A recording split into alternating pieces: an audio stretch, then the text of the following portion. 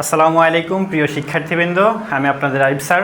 আজকে আমরা পঞ্চম অধ্যায় প্রোগ্রামিং ভাষার ডেটা টাইপ সম্পর্কে আমরা জানবো। হ্যাঁ, দেখো আমাদের বলছে সি প্রোগ্রামে অনেক ধরনের ডেটা নিয়ে কাজ করা হয়, যেমন পূর্ণ সংখ্যা, ভগ্নাংশ, ক্যারেক্টার, স্ট্রিং ইত্যাদি।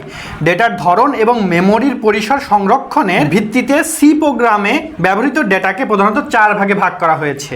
কি কি? Character type, integer type, float type আর ডাবল টাইপ। মাত্র 310 টাকায় এইচএসসি 26 ব্যাচের জন্য শেষ মুহূর্তে ধামাকা অফার। শেষ মুহূর্তে আমাদের এইচএসসি 26 টার্গেট প্লাস কোর্সে যুক্ত হলে পেয়ে যাচ্ছ সকল সাবজেক্টের সাজেশন, সকল গ্রুপের পিডিএফ ও ক্লাস আকারে, বিগত বছরগুলোর বোর্ড এমসিকিউ উত্তর সহ পিডিএফ আকারে, প্রত্যেকটা সাবজেক্টের প্রত্যেকটা চ্যাপ্টার ওয়াইজ জ্ঞানমূলক অনুধাবনমূলক প্রশ্ন উত্তর পিডিএফ আকারে, ইংরেজি গ্রামার অংশে শর্টকাট টেকনিক ও দুর্দান্ত সব রেকর্ডেড ক্লাসেস, লিখিত অংশে শর্টকাট টেকনিক ও রেকর্ডেড ক্লাসেস, এইচএসসি পর্যায়ের সবচেয়ে কঠিন সাবজেক্ট আইসিটির শেষ মুহূর্তে দুর্দান্ত সব রেকর্ডেড ক্লাস, এছাড়া পড়াশোনার রুটিন, এ প্লাস গাইডলাইন সবকিছু থাকছে মাত্র এই 310 টাকার কোর্সে। যারা এখনো আমাদের কোর্সে যুক্ত হও নাই, খুবই দ্রুত করো। আমাদের কোর্সে যুক্ত হতে ভিডিওতে দেওয়া নাম্বারে 310 টাকা কোর্স ফি পাঠিয়ে এই নাম্বারই হোয়াটসঅ্যাপে আমাকে জানাবে কোর্স ফি পাঠিয়েছি, সাথে সাথে তোমাকে গ্রুপে যুক্ত করে নিব। তখন দেখি তোমার এই প্লাস প্রস্তুতি শুরু হয়ে যাবে। দেখো আমাদের কি কি টাইপ আছে, যে চারটি টাইপে ভাগ করা হয়েছে তার মধ্যে এক নাম্বার হচ্ছে ইন্টিজার টাইপ, INT দিয়ে প্রকাশ করা হয় ইন্টিজার টাইপ।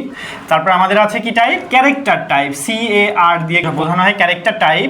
তিনে আছে আমাদের ফ্লোট টাইপ। 4 নাম্বার আছে আমাদের ডাবল টাইপ। এখন আমি এই চারটি যে আমাদের ডেটা টাইপ আছে, এই চারটি ডেটা টাইপ সম্পর্কে আমি বলবো। দেখো ইন্টিজার ডাটা টাইপ বলতে বোঝায় আমরা যে সংখ্যাগুলো ব্যবহার করি, সংখ্যা বা নাম্বার, আমরা যে নাম্বার টাইপ ব্যবহার করি এবং সেটা কি হইতে হবে? অবশ্যই সেটা পূর্ণ সংখ্যা হইতে হবে। পূর্ণ সংখ্যা কোনগুলো? 0 থেকে শুরু করে এইদিকে যত যাবে, 0, 1, 2, 3 এরকম যত যাবে সবগুলো হচ্ছে পূর্ণ সংখ্যা, তাই না? এবং এদিকে কিন্তু নেগেটিভ সংখ্যাগুলো -1, -2, -3 এরকম এটাও যতদূর যাবে এগুলো কিন্তু সবই পূর্ণ সংখ্যা, কারণ আমরা পূর্ণ সংখ্যার সংজ্ঞা জানি, শূন্য সহ সকল ধনাত্মক এবং ঋণাত্মক সংখ্যাকে পূর্ণ সংখ্যা বলে। তো দেখো তাহলে ইন্টিজার টাইপের আমরা যে ডাটাটা নিব, ইন্টিজার টাইপ ডাটা কোনগুলো হবে? যত ধরনের পূর্ণ সংখ্যা আছে সেগুলো হবে আমাদের ইন্টিজার টাইপের ডাটা। তারপর ক্যারেক্টার মানে বোঝাচ্ছে আমাদের যে আমরা অক্ষর নিব, অক্ষর টাইপের, বা আমাদের কি হবে? এটা ক্যারেক্টার টাইপের। তাহলে দেখো অক্ষর হলো ক্যারেক্টার টাইপের, মানে আমরা যে কোনো একটা অক্ষর যদি নিই, ধরো ABCD, কারণ নাম লেখা আর কি, টেক্সট আকার আর কি, যাকে বলা হচ্ছে টেক্সট। এটাকে আমি আরেকভাবে বলতে পারি টেক্সট আকারের যেগুলো লিখবো সেগুলো আমাদের কোন ডেটা টাইপের মধ্যে পড়বে? সেটা আমাদের ক্যারেক্টার ডেটা টাইপের মধ্যে পড়বে। হ্যাঁ, তারপরে আসবো আমরা ফ্লোট। দেখো ফ্লোট টাইপটা কি করবে? দেখো আমি কিন্তু ইন্টিজারে কি লিখেছিলাম আমরা? পূর্ণ সংখ্যা। আর ফ্লোটের মধ্যে আমাদের থাকবে আমাদের ভগ্নাংশ সংখ্যা। হ্যাঁ, ভগ্নাংশ বলতে কি বলছে? দেখো 2.5, 3.1416 এরকম অসংখ্য এই ধরনের সংখ্যাগুলোকে আমাদের কিসে লিখবো? আমরা ভগ্নাংশ, মানে দশমিক আকারে যেগুলো আছে সেগুলো হবে ফ্লোট টাইপের ডেটা আমাদের। ঠিক আছে, দেখো এখানে ফ্লোট টাইপের ডেটার মধ্যে বলছে সি প্রোগ্রামে রিয়েল বা ভগ্নাংশ সহ কোনো সংখ্যা নিয়ে কাজ করার জন্য ফ্লোট টাইপ ভ্যারিয়েবল ব্যবহার করা হয়। প্রতিটা ফ্লোট টাইপ ভ্যারিয়েবলের জন্য কম্পাইলার 4 বাইট, কয় বাইট রাখে? 4 বাইট। আর আমরা জানি 1 বাইট সমান 8 বিট। তাহলে দেখো এটাকে বাংলায় লিখি, 1 বাইট সমান 8 বিট। তাহলে 4 বাইট সমান আমাদের কত হবে? 32 বিট। তাহলে দেখো 1 বাইট সমান আমরা জানি 8 বিট, তাহলে 4 বাইট সমান জানবো 32 বিট। তার মানে ফ্লোট টাইপে কি করে? আমাদের 32 বিট এখানে জায়গায় স্টোর করতে পারে। তারপর বলছে ফ্লোট ডেটা টাইপের দশমিক বিন্দুর পর 6 ডিজিট পর্যন্ত গ্রহণ করতে পারে। তার মানে ও এখানে কয় ডিজিট? এখানে ধরো 2-4টা দিয়েছি, 5, 6 এরকম 6টা ডিজিট, দশমিকের পরে 6টা ডিজিট, 2, 4, 6, 6টা ডিজিট ও কি করতে পারবে? স্টোর করতে পারবে, তার বেশি আর পারবে না। তাহলে দেখো দশমিকের পরে ওই 6টা ঘর স্টোর করতে পারবে। এটা কি কার কাজ? এটা ফ্লোটের কাজ। এখন আমরা দেখবো ডাবলের কাজ। বলছে সি প্রোগ্রামের এক্সপোনেনশিয়াল বা সায়েন্টিফিক ফরম্যাট, যেমন দেখো আমরা এই যে এরকম লিখতে পারি x² বা আমরা 2 এর power square 4ab plus b square, এরকম টাইপের যে কোনো কিছু একটা লিখতে পারি। মানে আমরা সায়েন্টিফিক্যাল যেগুলো টার্মগুলো আছে সেইগুলো লেখার জন্য আমাদের ডাবল টাইপের ডেটা নিতে হবে। দেখো ডাবল টাইপের দশমিক বিন্দুর পর 14 ডিজিট পর্যন্ত গ্রহণ করতে পারে। তাহলে দেখো ডাবল কি করবে, দশমিকের পর ধরো 0 পয়েন্ট, দশমিকের পরে 14 ঘরও এখানে স্টোর করতে পারে, দশমিকের পরে 14 ঘর পর্যন্ত যাইতে পারবে। আর আমাদের ফ্লট কয় ঘর যেতে পারতো, ফ্লট হলো দশমিকের পরে 6 ঘরও যেতে পারতো। তাহলে দেখো ডাবল কিন্তু আমাদের কি করছে, 14 ঘর, দশমিকের পরে 14 ঘর কাউন্ট করবে। তো যেখানে আমাদের দশমিকের পরে আরো অনেক বেশি সংখ্যার প্রয়োজন হবে, মানে 6 এর অধিক প্রয়োজন হবে, তখন আমরা ডাবল ব্যবহার করব। তাহলে দেখো এই টাইপের আমাদের এই 4 টাইপের ডেটা টাইপ আমরা কোথায় ব্যবহার করব, সি প্রোগ্রামে ব্যবহার করব। তারপরে এখানে আমাদের দেখো ডেটা টাইপের একটা ছক দেওয়া ছিল, সেখানে আমাদের ডেটার প্রথমত দেওয়া ছিল 4 টাইপের। প্রথম নাম্বার মৌলিক ডেটা টাইপ, এই ইউজার ডিফাইন্ড ডেটা টাইপ, তারপরে ছিল হচ্ছে ড্রাইভ ডেটা টাইপ, আর একটা ছিল ফাঁকা ডেটা টাইপ। কিন্তু এই যে আমরা যে ডেটা টাইপগুলো পড়েছি এগুলো কিন্তু সবই মৌলিক ডেটা টাইপের মধ্যে। হ্যাঁ, আমাদের এইচএসসি প্রোগ্রামে ডেটা টাইপ এই 4টা নিয়েই কথা বলা আছে, সেজন্য আমরা আর বৃহৎ পরিসরে আলোচনা করব না, এটাই আমাদের আলোচনার বিষয় ছিল। তাহলে দেখো আমাদের ইন্টিজার টাইপের কি হচ্ছে, এটার বিট সাইজ কত, 32। আমাদের যে ক্যারেক্টারের সাইজ কত হবে, 8 বিট। এগুলো কিন্তু সবই বিট। হ্যাঁ, এগুলো কিন্তু বাইট না, সবই বিট। আমাদের যে ফ্লট হবে, ফ্লটটাও হবে আমাদের 32 বিটের। শুধুমাত্র ডাবল এইটা হবে আমাদের 64 বিটের। ঠিক আছে, তাহলে এইটা কি করতে হবে, ইন্টিজার 32টা বিট স্টোর করতে পারবে, ক্যারেক্টার 8টা বিট স্টোর করতে পারবে, ফ্লট 32টা বিট স্টোর করতে পারবে, ডাবল কি করবে আমাদের 64টা বিট স্টোর করবে।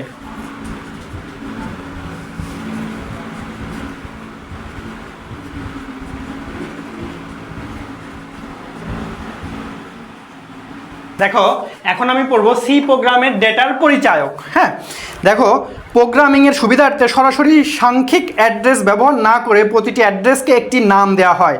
এই নামকে পরিচায়ক বা আইডেন্টিফায়ার বলা হয়। আইডেন্টিফায়ার প্রধানত 2 শ্রেণীতে ভাগ করা হয়েছে, একটি হচ্ছে ধ্রুবক, একটি হচ্ছে চলক। দেখো ধ্রুবক মানে আমরা জানি কনস্ট্যান্ট কি, যেটার ভ্যালু সব জায়গায় সেম থাকবে, ওটার ভ্যালু চেঞ্জ হয় না। আর চলকটা কি, চলকটা হলো ভ্যারিয়েবলটা কি হয়, ভ্যারিয়েবলটার কিন্তু মান এক এক জায়গায় এক এক রকম হইতে পারে। যেমন ধরো এখানে আমাদের এক্স, ভ্যারিয়েবল এক্স এবং ওয়াই ধরলাম, এক্স এবং ওয়াই এর ভ্যালু আমার কিন্তু এক এক অঙ্কে এক এক রকম আসবে, তাই না? কিন্তু ধরো কনস্ট্যান্টের ভ্যালু আমি এখানে 10 ধরলাম, 10 এর ভ্যালু কি আমার যেখানে যাব সেখানে 10ই থাকবে না, নাকি এটার ভ্যালু কখনো কোথাও চেঞ্জ হয়? আমার যদি এখানে 10, এইখানে আমি 10 লিখলাম, আবার যদি দেখা যাচ্ছে আমি এই পাংশাতে থেকে 10 লিখলাম, কিন্তু আমি যদি দেখা যাচ্ছে যে কুষ্টিয়াতে যাই, তাহলে কি 10-এর পরিবর্তে সেটা কি 100 হয়ে যাবে নাকি? না, কখনোই না। যেখানেই যাব আমি, সারা বিশ্বের যেখানেই যাব, 10-এর ভ্যালু 10ই থাকবে, তাই না? তো এই জন্য এগুলোকে বলা হয় ধ্রুবক। যেমন আমাদের পায়ের ভ্যালু কিন্তু সেম, পায়ের ভ্যালু কিন্তু আমাদের 3.1416, এটাকে আমাদের সামঞ্জস্যভাবে ধরা হয় 3.1416, কিন্তু এটা পায়ের ভ্যালু আরও আছে, এরপরে আরও অনেক সংখ্যা আছে, সেগুলোকে আমরা ছোট করে 3.1416 ধরি। কিন্তু এই পায়ের ভ্যালুটা কিন্তু সব জায়গায় সেম, কোথাও কিন্তু এর ভ্যালুর কোনো পরিবর্তন হয় না। তার মানে কি, পায় একটা কনস্ট্যান্ট, মানে ধ্রুবক, তাই না? তো আমরা কিন্তু ধ্রুবক এবং চলক সম্পর্কে বুঝতে পারছি। তো এখন দেখি আমরা আইসিটি এর ধ্রুবক কনস্ট্যান্ট এটা কি কাজ করে। ধ্রুবক যা একটি নির্দিষ্ট মান ধারণ করে, প্রোগ্রামে অপরিবর্তনশীল মানকে কনস্ট্যান্ট বা ধ্রুবক বলা হয়, তার মানে যার কোনো পরিবর্তন হয় না। সেক্ষেত্রে প্রোগ্রামে ওই মানকে কনস্ট্যান্ট হিসেবে ঘোষণা করা হয়। প্রোগ্রাম নির্বাহের সময় কোনো অবস্থাতেই কনস্ট্যান্ট বা ধ্রুবকের মান পরিবর্তন করা যায় না। কোনো সংখ্যা বা মান দ্বারা কনস্ট্যান্টের মান নির্ধারণ করা যায় না, তবে কনস্ট্যান্ট দ্বারা ভ্যারিয়েবলের মান নির্ধারণ করা যায়। সি প্রোগ্রামে মোট দুভাবে কনস্ট্যান্ট ঘোষণা করা যায়, এক হচ্ছে নিউমেরিক এবং আরেকটা হচ্ছে স্ট্রিং কনস্ট্যান্ট। হ্যাঁ, তাহলে আমরা নিউমেরিক বা সংখ্যাসূচক ধ্রুবক সেটা কেমন সেটা একটু দেখি। সেটার মধ্যে আমাদের থাকবে ইন্টিজার কনস্ট্যান্টটা কেমন, এ ধরনের ধ্রুবক ধনাত্মক বা ঋণাত্মক যে কোনো পূর্ণমান হতে পারে। তাহলে আমাদের ইন্টিজার কনস্ট্যান্ট, ইন্টিজার আমরা বলেছিলাম যে ধনাত্মক এবং ঋণাত্মক, এবং ইন্টিজার কনস্ট্যান্ট বলতে ধনাত্মক বা ঋণাত্মক, মানে শূন্য সহ ধনাত্মক ঋণাত্মক যে কোনো মান আমাদের কনস্ট্যান্টই মান। তারপরে আছে আমাদের ফ্লোটিং পয়েন্ট। তার মানে আমরা ফ্লোটিং পয়েন্ট কি বলেছিলাম কিন্তু এটা দশমিক বহন করে। তার মানে কি দশমিক আকারে যত সংখ্যা থাকবে সেটা ধনাত্মক হতে পারে, ঋণাত্মক হতে পারে, সেগুলো আমাদের কি হবে ফ্লোটিং পয়েন্ট কনস্ট্যান্ট। তারপর আছে এক্সপোনেনশিয়াল কনস্ট্যান্ট। সেটা কি? এ ধরনের ধ্রুবকও ধনাত্মক বা ঋণাত্মক উভয় হতে পারে। এরকম সংখ্যা 10 এর সূচক বা ঘাত হিসেবে লেখা হয়, মানে 10 এর পাওয়ার লেখা হয় এবং ই অক্ষর দিয়ে বোঝানো হয়। এখানে ই দিয়ে 10-এর সাথে যে সূচক সংখ্যাটি থাকে তার মান লেখা হয়, যেমন 3.5 ই, তার মানে কি এটা হচ্ছে +3, তার মানে কি 10 এর পাওয়ার 3 আমাদের এরকম থাকবে, তাই না? এখন আমাদের আর একটা আছে অক্টাল কনস্ট্যান্ট। এ ধরনের সংখ্যার পূর্বে একটি শূন্য বসাতে হয়, যেমন ধরো আমাদের এরকম 3, 4, 8, এটাকে যদি অক্টাল বানাইতে চাই জাস্ট একটা শূন্য বসাই দিব, এটা আমাদের অক্টাল হয়ে গেল। মানে একটা সংখ্যার সামনে শূন্য বসাই দিলে সেটা অক্টাল হয়ে যাবে। তারপরে হেক্সাডেসিমাল কনস্ট্যান্ট। এ ধরনের সংখ্যার পূর্বে 0x লিখলে হয়, যেমন এই যে আমাদের এই সংখ্যাটা জাস্ট আমরা এখানে কি করব 0 আর একটা x, 0x দিয়ে দিলে এটা কি হয়ে গেল হেক্সাডেসিমাল কনস্ট্যান্ট আমাদের হয়ে গেল। হ্যাঁ, তো দেখো আমরা কিন্তু নিউমেরিক বা সংখ্যা যে কনস্ট্যান্টগুলো ছিল সেইগুলো কিন্তু আমরা খুব সহজেই দেখে ফেললাম।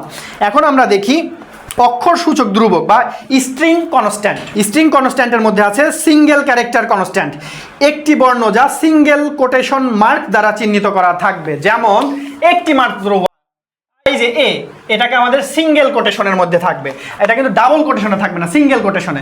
তাহলে এটা আমাদের কি হয়ে গেল সিঙ্গেল ক্যারেক্টার কনস্ট্যান্ট হয়ে গেল। তারপরে দেখো স্ট্রিং কনস্ট্যান্ট, অঙ্ক, বর্ণ বা অন্যান্য চিহ্নের সমন্বয়ে এ ধ্রুবক গঠিত হয়। এ ধ্রুবক সিঙ্গেল বা ডাবল কোটেশন দ্বারা নির্দিষ্ট করা হয়, যেমন দেখো এইটাকেই যদি আমরা এই ডাবল কোটেশন দিয়ে দিই, হ্যাঁ ডাবল কোটেশন দিয়ে দিই, তাহলে এটা আমাদের কি হয়ে গেল স্ট্রিং কনস্ট্যান্ট হয়ে গেল। এই স্ট্রিং কনস্ট্যান্ট ধ্রুবকের 0 হতে 255টি অক্ষর থাকতে পারে।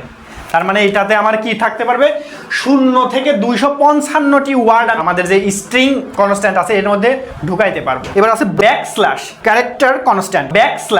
ব্যাকস্ল্যাশ কিভাবে করি আমরা দেখো, এই যে এটাকে আমরা বলি স্ল্যাশ, এটাকে আমরা বলি স্ল্যাশ, তাই না? তাহলে ব্যাকস্ল্যাশ কিভাবে, এই যে এটাকে বলা হচ্ছে ব্যাকস্ল্যাশ। তার মানে কি স্ল্যাশের উল্টা ব্যাকস্ল্যাশ ব্যবহার করেও আমরা কি করতে পারবো ব্যাকস্ল্যাশ কনস্ট্যান্ট আমরা ব্যবহার করতে পারবো। দেখি আমরা এখানে কিছু কাজ আছে আমাদের ব্যাকস্ল্যাশের।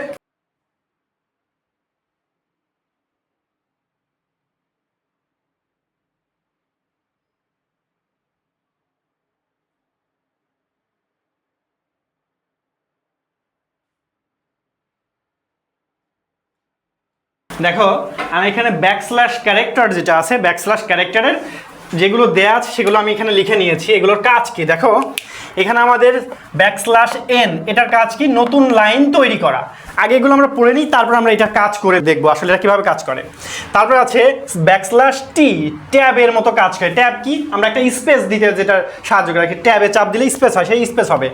ব্যাকস্ল্যাশ আর লাইনের শুরুতে প্রদর্শন করবে, তার মানে আমরা যার আগে এই ব্যাকস্ল্যাশ আর দিব তারপরের লেখাটুকু আমাদের সামনে চলে আসবে। তারপর ব্যাকস্ল্যাশ এ, এটা কি করবে সংকেত বা অ্যালার্ম দান করবে। হ্যাঁ, তারপর ব্যাকস্ল্যাশ বি কি করবে ব্যাক স্পেসের কাজ করবে, মানে আমাদের যেই যে ফাঁকাটা থাকবে স্পেস থাকবে স্পেসটা সে কি করবে মুছে দিবে। তারপরে ব্যাকস্ল্যাশ ডাবল কোটেশন কি করবে ডাবল কোটেশন প্রদর্শন করবে। ব্যাকস্ল্যাশ সিঙ্গেল কোটেশন প্রদর্শন করবে। ডাবল ব্যাকস্ল্যাশ সেটা হচ্ছে কি করবে ব্যাকস্ল্যাশ প্রদর্শন করবে। ব্যাকস্ল্যাশ তারপর হচ্ছে আমাদের প্রশ্নবোধক চিহ্ন কোশ্চেন মার্ক, এটা কি করবে আমাদের কোশ্চেন মার্ক প্রদর্শন করবে। চলো আমরা এখন এগুলো সব দেখি কিভাবে কাজ করে। দেখো প্রথমটা আমাদের ব্যাকস্ল্যাশ এন কিভাবে কাজ করবে, এন কি করছে নতুন লাইন তৈরি করবে, তার মানে নতুন লাইন, তার মানে এটার আউটপুট কি আসবে দেখো, এটার আউটপুট আসবে দিস ইজ ঢাকা, এমন চলে আসবে। কেন? কারণ এন মানে নতুন লাইন, এই লাইনের কাজ শেষ, এটা পরের লাইনে চলে আসবে। তারপরে দেখো ব্যাকস্ল্যাশ টি কি কাজ করবে ট্যাবের মতো কাজ করবে, তার মানে দিস ইজ, এইখানে ঢাকা হওয়ার কথা ছিল কিন্তু না হয়ে একটা ট্যাব বেশি হবে, এইখানে ঢাকা হয়ে যাবে, দিস ইজ ঢাকা। হ্যাঁ, তারপরে এইটা কি হচ্ছে ব্যাকস্ল্যাশ আর দিয়ে কি করতে পারি আমরা, ব্যাকস্ল্যাশ আর কি করে লাইনের শুরুতে প্রদর্শন করে, তার মানে এর পরের যে লেখাটা সেটা লাইনের শুরুতে আসবে, তার মানে এখানে কি হবে ব্যাকস্ল্যাশ আর এর পরে কি আছে ঢাকাটা আগে আসবে, তারপরে হবে দিস ইজ। দিস ইজ, ঠিক আছে। তারপরে দেখো ব্যাকস্ল্যাশ এ কি করবে, অ্যালার্ম দান করবে, মানে কি একটা লেখার উপরে অ্যালার্ম দান করবে। তাহলে দেখো এটা দিস ইজ ঢাকা, এটাই থাকবে, কিন্তু এটা কি হবে টেক্সট আকারে, মানে অ্যালার্ম হবে, এটা টেক্সটটা উচ্চারিত হবে, এই লেখাটা উচ্চারিত হবে।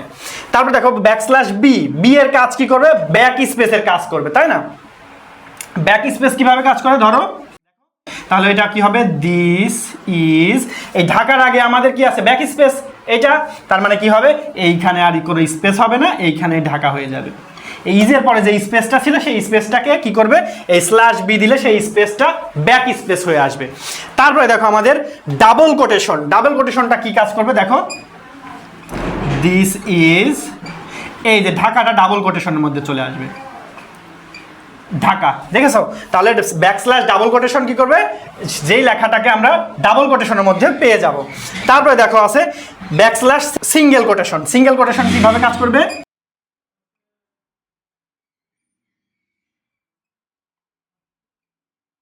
এই দেখো সিঙ্গেল কোটেশন আকারে কাজ করলো।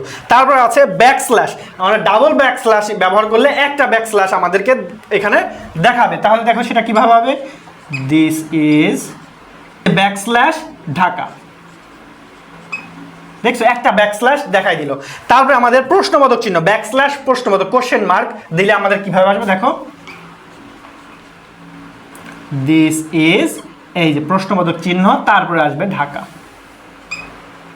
দেখছো। তাহলে দেখো আমরা কিন্তু খুব সহজেই আমাদের যে ব্যাকস্ল্যাশ ক্যারেক্টারগুলো ছিল, ব্যাকস্ল্যাশ ক্যারেক্টারগুলো কিভাবে কাজ হয় সেটাও কিন্তু আমরা দেখেছি। দেখো প্রিন্ট এফ, আমরা কিন্তু এর আগে শিখেছি, গত ক্লাসে কিন্তু আমি দেখিয়েছিলাম প্রিন্ট এফ কি করে, প্রিন্ট এফ আমাদের আউটপুট প্রদর্শন করে, তাই না।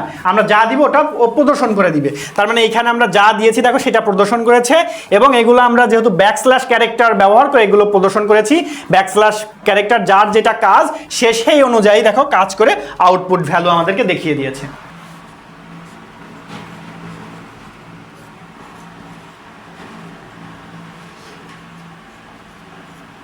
দেখো এখন আমরা ভ্যারিয়েবল বা চলক সম্পর্কে জানি। ভ্যারিয়েবল হলো মেমোরি লোকেশনের নাম বা ঠিকানা, মেমোরি বলতে আমাদের র্যামকে বোঝানো হয়েছে এখানে, হ্যাঁ। প্রোগ্রামে যখন কোনো ডেটা নিয়ে কাজ করা হয় প্রাথমিকভাবে সেগুলো কম্পিউটারের র্যামে অবস্থান করে, পরবর্তী সময়ে সেগুলো পুনরুদ্ধার বা পুনর্ব্যবহারের জন্য ওই নাম বা ঠিকানা জানা প্রয়োজন হয়। সুতরাং প্রোগ্রামের ডেটা নিয়ে কাজ করার সময় প্রতিটি ডেটার জন্য একটি ভেরিয়েবল ব্যবহার করতে হয়। প্রতিবার প্রোগ্রাম নির্বাহের সময় মেমোরিতে ভেরিয়েবলগুলো অবস্থান ও সংরক্ষিত মান পরিবর্তন হয় বা হতে পারে বলে এদেরকে ভেরিয়েবল বা চলক বলা হয়। তার মানে কি ভেরিয়েবল বা চলকের মান কিন্তু আমরা বলেছিলাম এক এক জায়গায় এক এক রকম হতে পারে, এই জন্য এটা ব্যবহার করা হয়। ভেরিয়েবলের নিম্নলিখিত বৈশিষ্ট্য থাকতে হবে, ভেরিয়েবল হতে হলে তোমাকে কিন্তু এই যে আমি এখন যে বৈশিষ্ট্যগুলো পড়বো সেগুলো তোমাদের থাকতে হবে। একটি সুনির্দিষ্ট নাম থাকতে হবে। 2, এটি মেমোরিতে নির্দিষ্ট পরিমাণ জায়গা নেবে।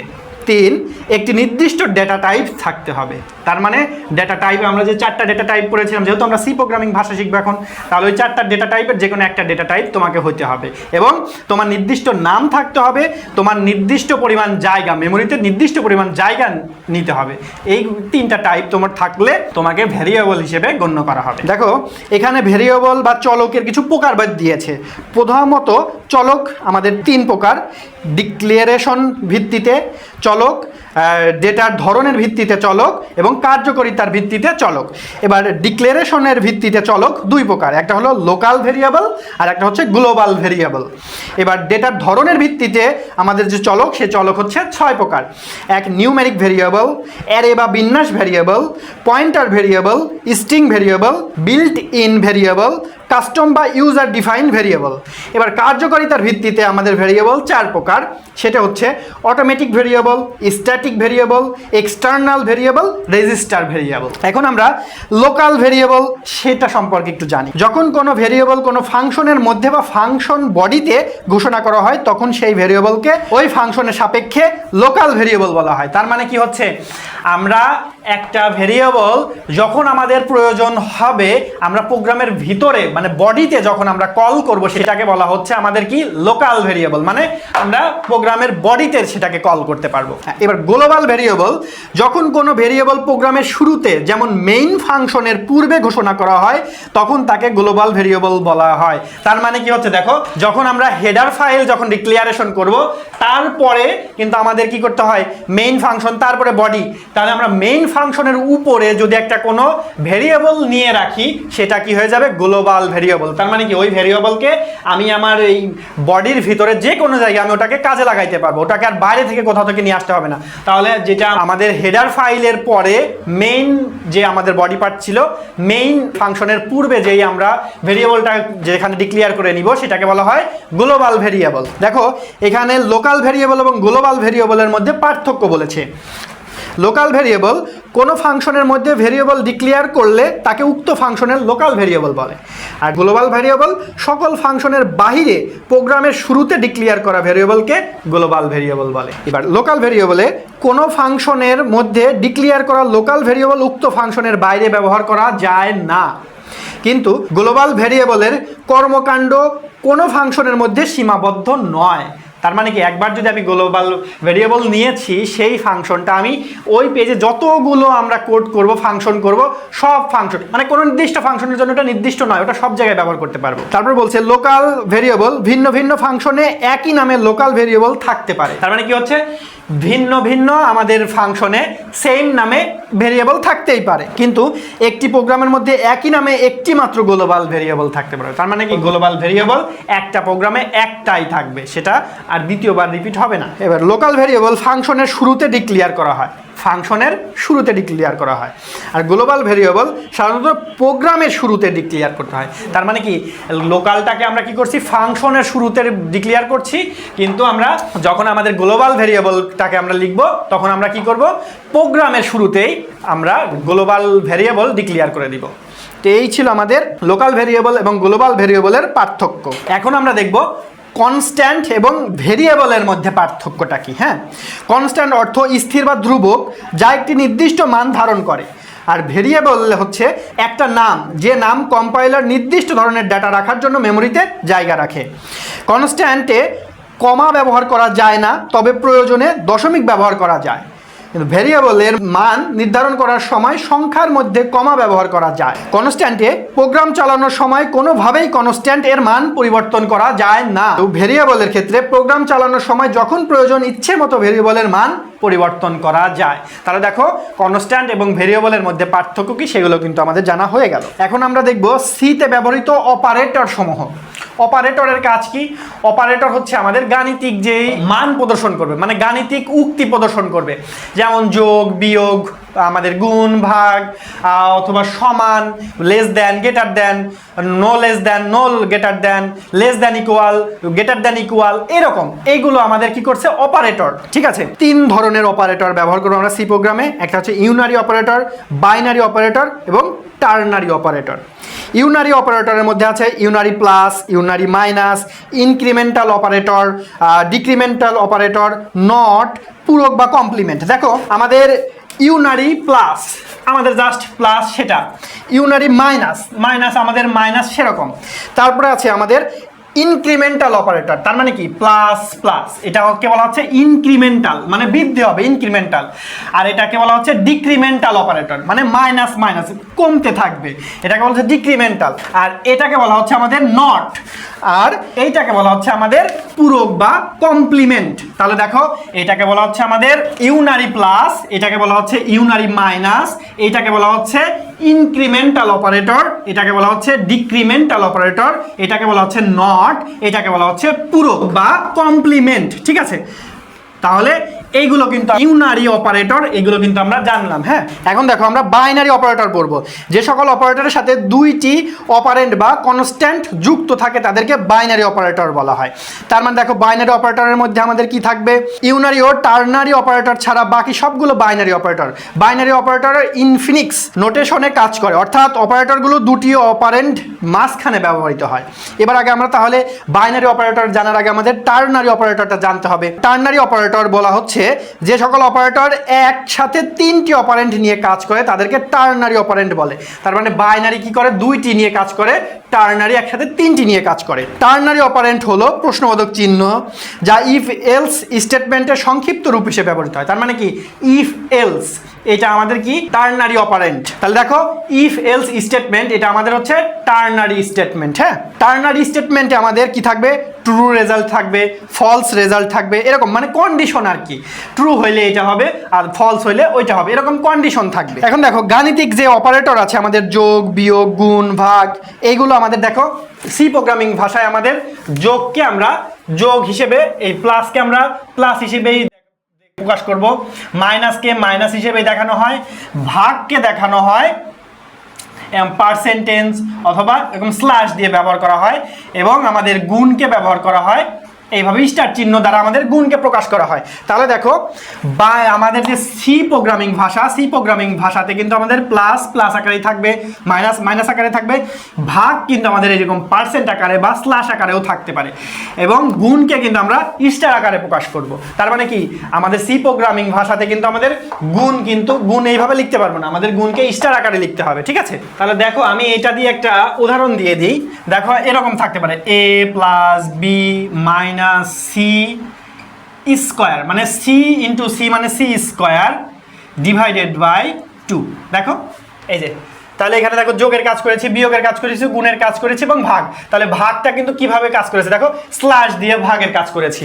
তার মানে দেখো আমরা কিন্তু এই যে আমরা সি প্রোগ্রামিং ভাষায় কিন্তু এইভাবে যোগ বিয়োগ গুণ ভাগের কাজটা করব। আমাদের কিন্তু এই নিয়মের যোগ বিয়োগ গুণ ভাগ কিন্তু চলবে না, তাই না? তো এই হচ্ছে আমাদের গাণিতিক অপারেটর। এখন আমরা দেখব রিলেশনাল অপারেটর। রিলেশনাল অপারেটর কোনটা বলছে, যে আমি বলেছিলাম less than, greater than, less than equal, greater than equal, no less than, no greater than, এইরকম, বা নট ইকুয়াল, এইগুলো।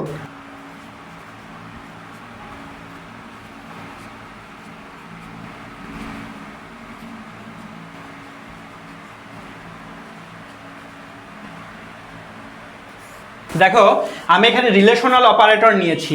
এটা আমরা জানি কি লেস দ্যান মানে ছোট, এটা কি লেস দ্যান ইকুয়াল ছোট বা সমান, এটা কি গ্রেটার দ্যান মানে বড়, গ্রেটার দ্যান ইকুয়াল মানে বড় বা সমান, এটা ডাবল ইকুয়াল মানে হচ্ছে সমান, আর নট ইকুয়াল এটা কিন্তু আমরা কি বলেছি, নট কিন্তু বলেছি, নট ইকুয়াল মানে অসমান। তার মানে দেখো রিলেশনাল অপারেটর কিন্তু আমাদের এইগুলো সি প্রোগ্রামে আমরা এইগুলো ব্যবহার করব। এখন আমরা দেখব লজিক্যাল অপারেটর।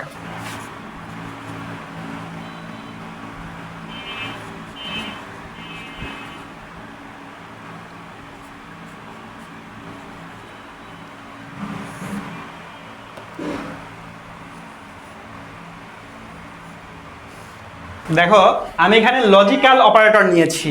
এই যে আমাদের ডাবল, এটাকে কিন্তু আমরা অ্যান্ড চিহ্ন বলি। এই ডাবল অ্যান্ড এটা হচ্ছে লজিক্যাল অ্যান্ড। লজিক্যাল অ্যান্ড কি কাজ করে, অ্যান্ড গেট আমাদের কিভাবে কাজ করতো, আমাদের দুইটি ইনপুটই যখন আমাদের কি হয়েছিল 1 হয়েছে বা ট্রু হয়েছে, তাহলে কিন্তু আমাদের আউটপুট ট্রু হয়েছে। তো এইখানেও তাই হবে, এই অপারেটর কাজ করবে দুইটি যখন ট্রু হবে, দুইটি ইনপুট ভ্যালু যখন ট্রু হবে তখনই আমাদের এটা কি হবে, ট্রু হবে, আদারওয়াইজ এটা ফলস।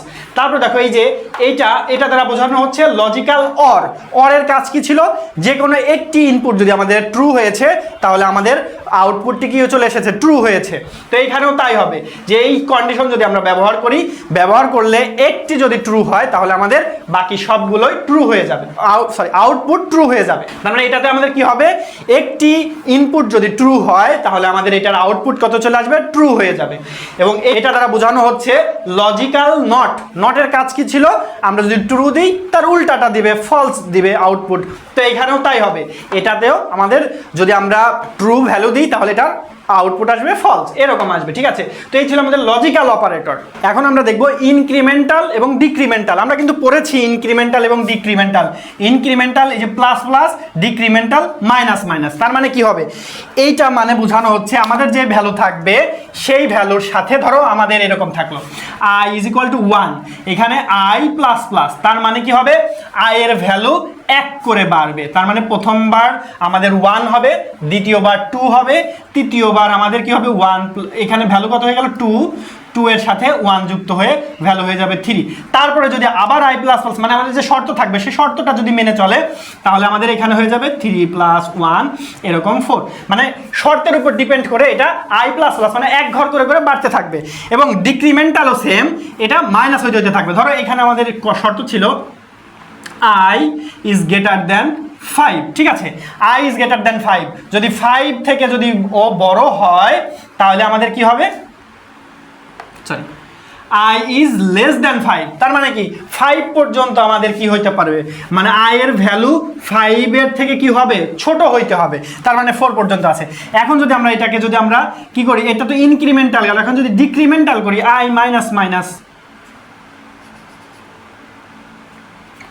i মাইনাস মাইনাস করলে কি হবে, আমাদের যে ভ্যালু থাকবে i এর ভ্যালু সেখান থেকে 1 করে মাইনাস করবো। ধরো এখানে আমাদের i এর ভ্যালু আছে 4, ঠিক আছে, তাহলে আমরা কি করব, i এর থেকে একটা করে ভ্যালু মাইনাস করব, 1 মাইনাস করব, তাহলে হয়ে যাবে 3। তারপরের ধাপে যাই আবার কি করব, 3 থেকে 1 মাইনাস করব, এখানে 2। মানে এইগুলো এইভাবে কাজ করে। মানে আমি তো এখানে কোনো শর্ত দেখাইতে পারছি না, আমরা যখন প্র্যাকটিক্যালি কোডগুলো করব তখন আমরা খুব ভালোভাবে বুঝতে পারবো আসলে ইনক্রিমেন্টাল ডিক্রিমেন্টাল কিভাবে কাজ করে। তো এখানে জাস্ট একটা বেসিক ধারণা দিলাম যে ডিক্রিমেন্টাল মানে যে ভ্যালু থাকবে সেই ভ্যালু থেকে কমতে থাকবে, ইনক্রিমেন্টাল মানে হচ্ছে যে ভ্যালু থাকবে সেই ভ্যালু থেকে আস্তে আস্তে আমাদের বাড়তে থাকবে, এরকম, ঠিক আছে। দেখো এখানে আমাদের বিট ওয়াইজ অপারেটরের কথা বলা হচ্ছে, bitwise and, bitwise or, bitwise xor, shift left, shift right, এগুলো আমাদের আছে, এগুলো আমরা একটু দেখি। বিট ওয়াইজ অ্যান্ডের কাজ কি, দুইটি অপারেন্টের বিট সমূহের মধ্যে জোড়ায় জোড়ায় অ্যান্ড অপারেশন সম্পন্ন করবে, জোড়ায় জোড়ায় অ্যান্ড অপারেশন সম্পন্ন করবে। বিট ওয়াইজ অরের কাজ কি করবে, দুইটি অপারেন্ডের বিট সমূহের মধ্যে জোড়ায় জোড়ায় অর অপারেশনের কাজ করবে। বিট ওয়াইজ এক্স অর কি করবে, দুইটি অপারেন্ডের বিট সমূহের মধ্যে জোড়ায় জোড়ায় এক্স অর অপারেশন করবে। শিফট লেফট কি করবে, কোনো অপারেন্ডের বাইনারি বিট সমূহকে এক বা একাধিক বার বাম দিকে সরানোর জন্য ব্যবহৃত হবে, ফলে প্রতিবার লেফট শিফট অপারেশনে কোনো সংখ্যার মান দ্বিগুণ হয়। এবার শিফট রাইট কি করবে, কোনো অপারেন্ডেও বাইনারি বিট সমূহে এক বা একাধিকবার ডান দিকে সরানোর জন্য ব্যবহৃত হয়, ফলে রাইট শিফট অপারেশনে কোনো সংখ্যার মান অর্ধেক হয়ে যায়। একের পরিপূরক করে বা তার দশমিকে দেখায়, সেটা কি করবে, কোনো অপারেন্ডকেও বাইনারি বিট সমূহে বিপরীত করে, অর্থাৎ 0 থাকলে 1, 1 থাকলে 0 করে ফেলে। দেখো কন্ডিশনাল অপারেটর, কন্ডিশনাল অপারেটর আমরা বলেছিলাম ইফ এলস, এটাকে কি দ্বারা দেখানো হয়, প্রশ্নবোধক চিহ্ন দ্বারা, প্রশ্নবোধক চিহ্ন দ্বারা আমাদের কি ইফ এলসকে বোঝানো হয়, তাই না। তারপর আছে বিশেষ অপারেটর, সাইজ অফ, এটা দ্বারা আমাদের বোঝানো হয় কোনো চলকের আকার কি সাইজ হবে তা জানার জন্য ব্যবহার করা হয়। তারপরে অ্যান্ড, চলকের ঠিকানা জানার জন্য ব্যবহার করা হয়। আর কমা, একই ধরনের একাধিক এক্সপ্রেশনকে যুক্ত করার জন্য কমা ব্যবহার করে। দেখো কমা কি কাজে ব্যবহার, এগুলো আমরা আসলে জানি। দেখো আমাদের ধরো ইন্টিজার টাইপের ডেটা আছে 3টি ABC, এইগুলোকে আমরা যে কমা দ্বারা ব্যবহার করে আমরা কি করব, এইগুলোকে আলাদা আলাদা দেখাবো, এইটা হচ্ছে কমার কাজ। আসলে এইগুলো পড়ার থেকে আমরা যখন প্র্যাকটিক্যালি করব, হাতে কলমে যখন আমরা বোর্ডে কোডগুলো করব এবং এইগুলোর যখন আমরা প্রয়োগ দেখব, তখন আসলে আমাদের কাছে বিষয়টা আরও ক্লিয়ার হয়ে যাবে। এবং আমি আশাবাদী ইনশাল্লাহ আমরা আগামী ক্লাস থেকেই আমরা কোডগুলো করা শুরু করব, তখন আমরা আসলে বিস্তারিত আলোচনা করতে পারবো যে এটা আসলে কোনটা কি কাজ করছে, কোন অপারেটর এটা, কোন অপারেটর কি কাজ করছে, সেগুলো আমরা আসলে সেখানে গিয়ে ভালোভাবে দেখবো এবং বুঝতে পারবো। তো যারা আমার বিগত ক্লাসগুলো দেখেছে তারা আসলে বলতে পারবে যে আমার পড়ানোর স্টাইলটা কেমন। আমি আসলে থিওরিটিক্যালের থেকে আমরা প্র্যাকটিক্যালি করার চেষ্টা বেশি করি, যার ফলে আমরা একটি কোড দেখার সাথে সাথে বলতে পারবো যে এই কোডে আমরা কি কি ব্যবহার করেছি, বা এই কোডে কি কি, বা একটা প্রশ্ন পড়লে আমরা বুঝতে পারবো যে এই প্রশ্ন থেকে আমাদের কি কি অপারেটর ব্যবহার করতে হবে, বা কি কি আমাদের কোন টাইপের কোড আমাদের এখানে ব্যবহার করতে হবে, কোন টাইপের কন্ডিশন আমাদের এখানে প্রয়োগ করতে হবে, এইগুলো আমরা কিন্তু প্রশ্ন দেখে বুঝতে পারবো। তো এই জন্য আমি তোমাদেরকে এইখানে বেশি সময় তোমাদেরকে নষ্ট করব না, আমরা জাস্ট এইখানে বেসিক ধারণাটা একটু রাখলাম যে এটাকে কোনটার নাম কি সেটা একটু জাস্ট একটু চিনে রাখলাম, আমরা এগুলোর প্রয়োগ আমরা কোডের মাধ্যমে দেখব। তো প্রিয় শিক্ষার্থীবৃন্দ, আজকের মতো ক্লাস এ পর্যন্তই। তোমরা ভালো থাকবে, সুস্থ থাকবে, আমাদের জন্য দোয়া করবে। আল্লাহ হাফেজ, আসসালামু আলাইকুম।